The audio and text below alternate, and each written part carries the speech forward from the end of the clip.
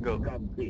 Yan ang sitwasyon dito sa Baguio City. Ito ang Radyo Patrol, Arvin Nasupang, ABS-CBN, BCMS. Salamat sa ating correspondent, si Arvin Nasupang. Talaga ako nagsusunod? Nagkakagat ako. Hindi ako pwede kumano. Naku, nakutukan. Pa-announce ng cancellation ng klase. Harap na harap naman ako dito. May pagnayan sa pagbuos ng ulan. Paris po kayong tumawag sa 416-6300. 415-2222. Kalahati mo. Local 5671 5672. Ang laki ng iyo, Daya. Kaya kung gusto nyo dun sa MMDA, Gutom na kami. ay 1 Naka-8 na. Pwedeng i-diretso sa cellphone. Kung mahirapan, Dito. pwedeng mag-02.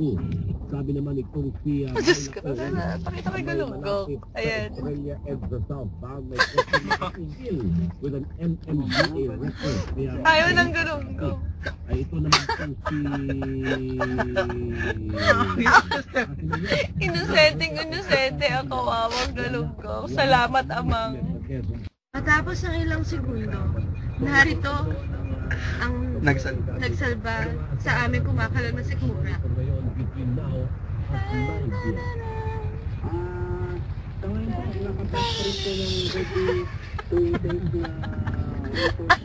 Ito si focus mo! Lalagyan namin siya ng sticker na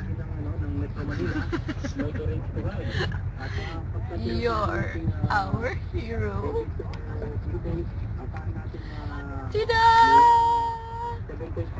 Kawawang galong. Alam mo, dapat din naman wipers ko yun dito kasi.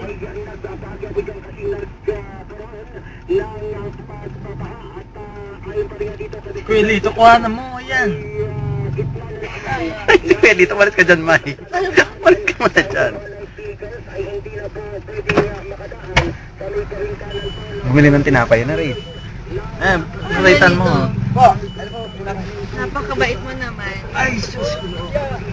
Pumasok ka na dito, Kuya Lito, at meron kami kailangan ipakita sa'yo. O, baka matapon ng mga noodles. Kawawa naman ang ating mga tagapagsalba. Ba't ikaw, Kuya Lito, hindi ka bumili ng noodles? Pag tayo tatakbo doon, Ba't marami na mga sakay? na-stranded din. Hindi, ba't wala silang mga sakay? Asan yung mga driver? Doon sa Antox. Sa barangay Hall ang Putero. Ayan, sa barangay Hall. So, kung kayo po yung nakatara sa gilid ng ilog, sa usap ni Mayor, huwag na antayin. Lalo pang tumaas ang tubig. Mayor? Narito na ang pangalawang yugto ng aming pakikibaka sa gutom. Buti na lamang merong mga concerned na citizens na nagbigay sa amin ng konting biyaya. Nakita nila, nagutom na kami. Dinadaan nila namin sa tawa ang aming mga gutom. Diba? Ayan po ang aming hero sa oras na ito. Dinidikitan po namin siya na, Kuya Lito, tanggapin mo ang aming munting. Ayan, ang aming pasasalamat sa iyo. Sana matapos na ang photoshoot na to dahil lalamig na yung sabaw. Actually, I think doon na patungo to eh. So I think we'll just announce it right now.